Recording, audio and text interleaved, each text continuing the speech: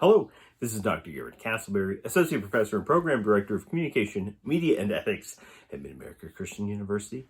I'm here with our Week 4 asynchronous lecture, asynchronous dialogue, digital lecture. These are interchangeable terms, right, for COM 2113, Media Culture and Social Influence. We've been working our way through student questions.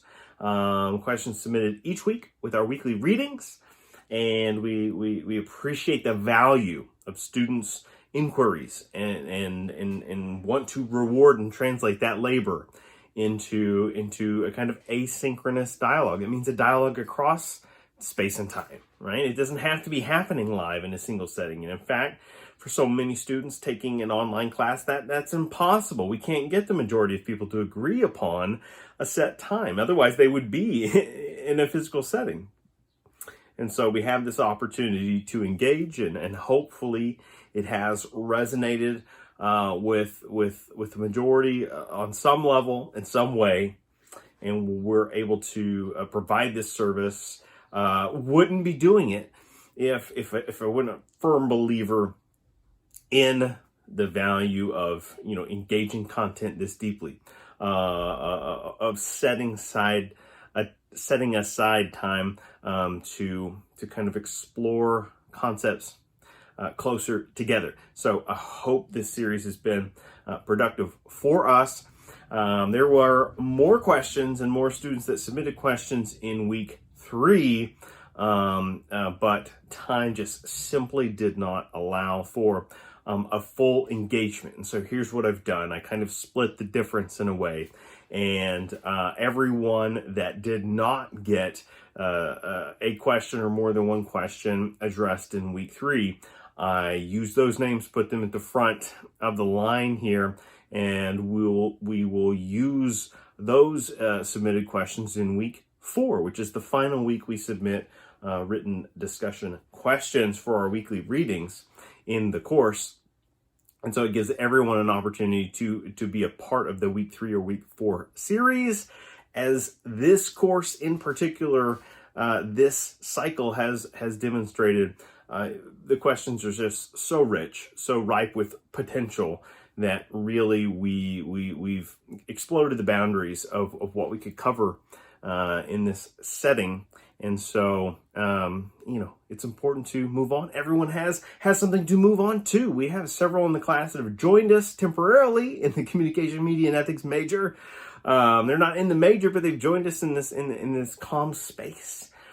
And we're grateful to have you here. And it's made for such an enriching discussion week in and week out. Some real leaders have emerged in that group. I love it. Thank you all for your hard work, your dedication, your demonstration of excellence.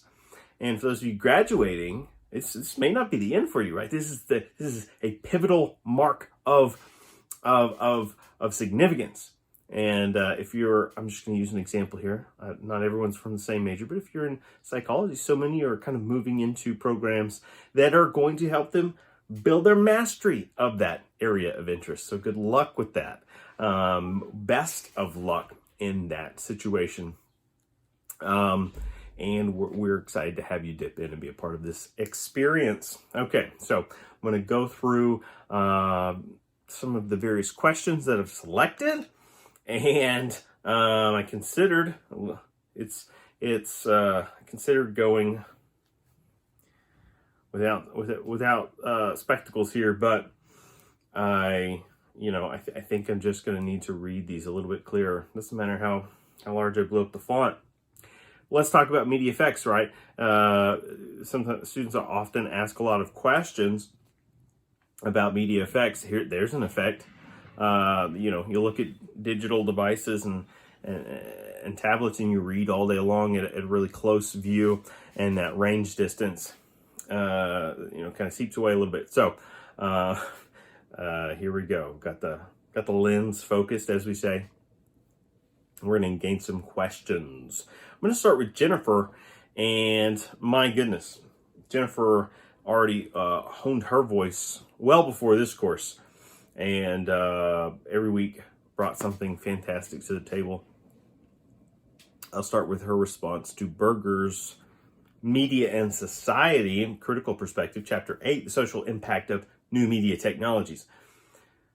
Berger writes, quote, "Quite obviously, social networking fills a need that many people have," page 144. He then asks what the long-term impact will be, which is a great question and one of real concern to many people, myself included. I am left with the question, here it is, does social networking fulfill a need, or does it merely distract us and satisfy us for a moment, tricking us into thinking that we are fulfilled? Ooh, okay, well, this would be a subjective response, I would say, and I think it's got to be the fairest answer, right? It absolutely fills needs for some people, and for others, it can quite possibly be an enormous distraction. It can be a small distraction. It can be a large distraction. And I think that's something organizations like businesses and so on grapple with now. I mean, not just businesses, classrooms, right? Teachers, whether it's children or adults, we're wrestling with how much, or if and how much, we're wasting our time versus are we sustaining some important engagement. I think it has the potential for healthy regrouping, connecting with people. And so you hear so many accounts and tales of people connecting with friends or family that they thought they'd never speak to or hear from again. And it can be an enriching experience. I know, not an overwhelming number. I know firsthand of healthy relationships that have been forged, founded through online, like dating websites and things like this. So it can and does present positive values for us.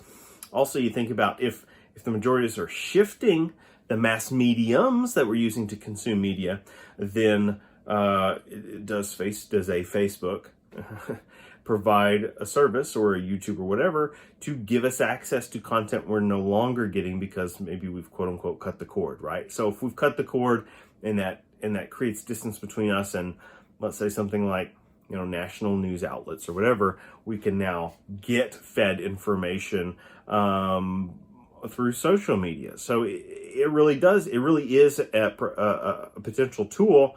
It absolutely can overpower us at times, and I think that's one of the reasons we should have these conversations and dialogues and understand the significance of digital media literacy, because we need to understand our own strengths and weaknesses as well as the power of media, its ultimate persuasiveness.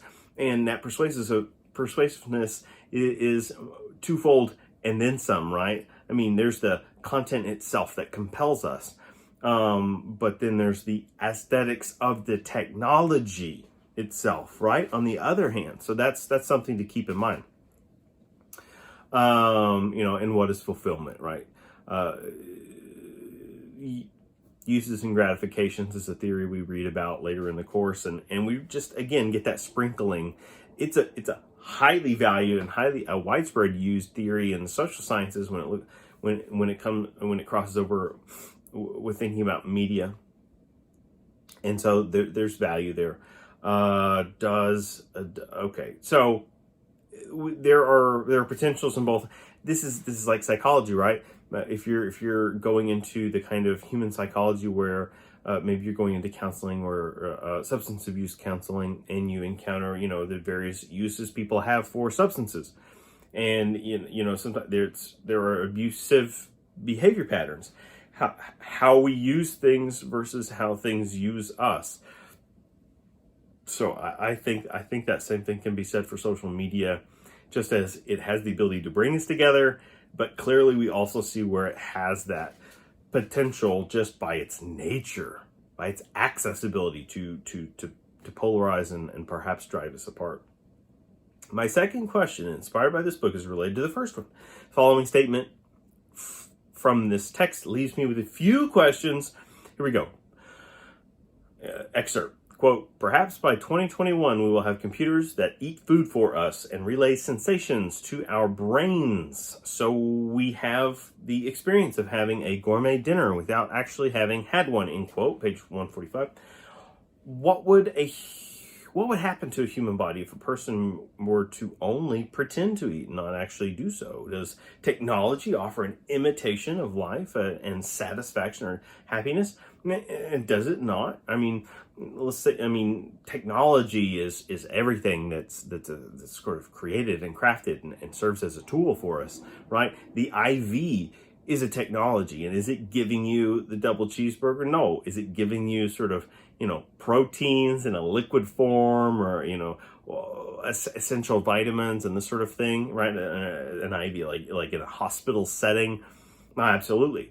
Right, absolutely. It's sort of supplementing the nutrition you're not getting when your body can't take in. Revisiting Berger's this later chapter, I'm reminded of, in the 2000s, quite a few folks from all walks, right? You could be scholars, youth ministers, just common, audiences and lay fans and stuff. People were drawn to the science fiction film The Matrix, and it's a great allegorical science fiction film. It's a combination of things, right? It demonstrates genre hybridity, admixture, but it's philosophical in some ways, and there's a point in which they talk about what is food, what are you eating, inside the Matrix versus what is it really? What are you really consuming? You just think you're eating said thing. And that's a kind of a question that I'm reminded of here, that technology satisfies in some ways, doesn't. And technology isn't just social media, right? That things are continuing to progress in a direction. What is it when our smart devices, think about the Fitbit and so on, right? Where this technology is heading, to give us the reminder to take your pills or whatever. And what is pills? What is big pharma? But this kind of progression toward some homogenous tendencies, right? Ways to take in things. So time will tell. What role I certainly see technology is increasing in its role in our lives, not decreasing, not plateauing necessarily. We're really outliers, those of us that are able to kind of completely step away. Berger ends this chapter with discussion regarding the technological imperative, page 150, 151. He discusses the scenario of human beings becoming, quote, servoproteins that exist to service the new computers and robots that will create themselves, end quote, and suggests it may be a bit unrealistic. Is it, though, a far-fetched idea, given the addictive power of things such as social media, streaming movies, video games, and so on? All right, so this is a second opportunity to revisit that Matrix metaphor and really suggest, some people are absolutely just plugged in, quote unquote, and that's their lifestyle. You can make that kind of argument that they're nearing a kind of vegetative type of condition, but many of them have highly functioning cognitive skills, right? They're quite savvy. They're just kind of shifting in how they do it. Now, there's a downset.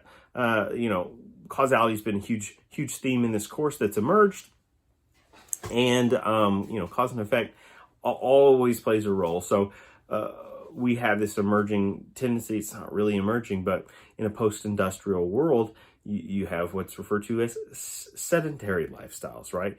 This idea that we're not active enough, and so it creates its own problems within the human body. So we will continue to wrestle with those. I'm reminded of the film WALL-E. Did we see this Pixar movie? It's tremendous in certain ways. And, the big reveal by the halfway point in that film is telling about this idea. It's a certain projection of where we might be heading toward, even if it still seems like fanciful. All right, looking at Berger's Messages, Chapter 4, Communication, Identity, Culture, in reference to the collective search for identity by Oren Klapp, Berger writes, quote, though this book was written many years ago, Klapp's discussion of the problems people have in achieving a satisfying identity seems very contemporary, end quote, page 98. Klapp described this same book as one, quote, about identity-seeking movements of modern society, end quote, from 97. Why do the problems still exist? Why do identity problems still exist? Humans, we're flawed creatures, right? We will always wrestle with identity. And in fact, what if technology is a tool, and many things that have to do with digital culture is but a reflection, a simulation, a simulacrum at times of us and ourselves in our real world, then we will always be kind of shifting and code switching and looking at ways to reinvent our persona using these technologies, and it's very cyclical, and really what the technology does is it kind of it increases our ability to do that in certain ways. In relation to the first question, how does media help us to make sense of who we are? Perhaps the more important question is, does it even do so at all?